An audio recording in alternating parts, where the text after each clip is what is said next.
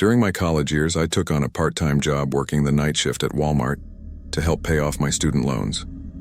My duties involved handling night deliveries, performing warehouse work, and restocking store shelves during after-hours shifts.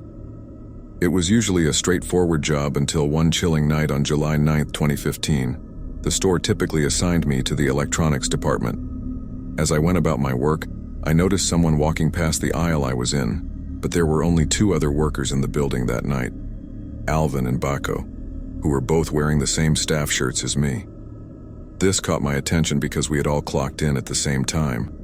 The person I glimpsed from the corner of my eye stood out due to their all-black attire.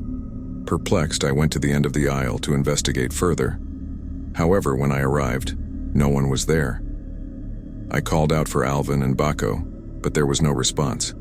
This puzzled me even more.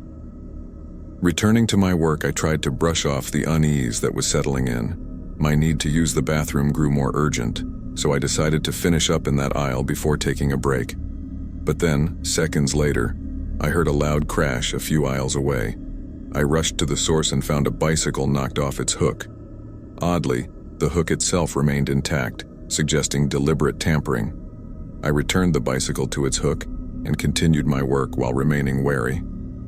However, a few moments later, I heard a noise that could only be described as a chilling laugh, seemingly coming from the next aisle over. I swiftly moved to investigate once again.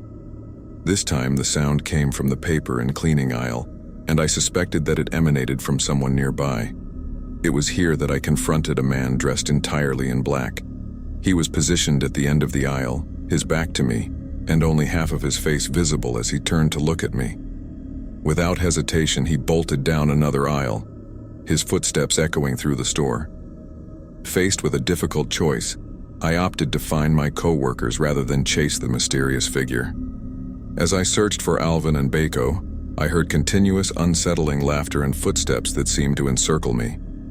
I found Alvin in the women's department and informed him of the suspicious person dressed in all black.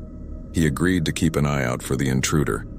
Moments later, I could still hear the eerie laughter and footsteps circling the store, now growing more frantic. I decided to head to the employees-only bathroom, which was located in the warehouse section. I had been holding in my urge to urinate for a while, and I couldn't wait any longer. Inside the bathroom stall, I heard the entrance door open and close. This was unsettling given that there were only 3 or 4 people in the building. When I asked who had entered, I received no response. My anxiety grew as I heard what could only be described as a grotesque laugh and realized that someone was standing outside the stall. This unsettling individual moved closer, blocking the crack under the door, and I saw only half of his face through the opening. He began to whisper unintelligibly in an eerie, echoing voice. I decided to call Alvin, who was the only point of contact I had in the store, and kept him on the line. The man left the bathroom when he realized I was on the phone, and I described the situation to Alvin loudly. Fortunately, Alvin arrived at the bathroom in approximately 20-30 seconds, but he hadn't seen anyone while coming to meet me. We didn't have security personnel on duty when the store was closed, and there was no one who could have checked the security cameras. I chose to stay close to Alvin for the rest of the night, as I couldn't shake the feeling that danger lurked nearby. I reported the incident to my boss that night, and he expressed belief in my story. When I woke up at 3 p.m. the following day, I found a message from my boss stating that the cameras had captured only static footage from the previous night. No one had turned off the cameras as far as he knew, and he agreed that something unusual had occurred. However, with no video evidence of breaking and entering or trespassing, there seemed to be little he could do. It was an experience I would never forget, and the last night shift I would ever work at Walmart.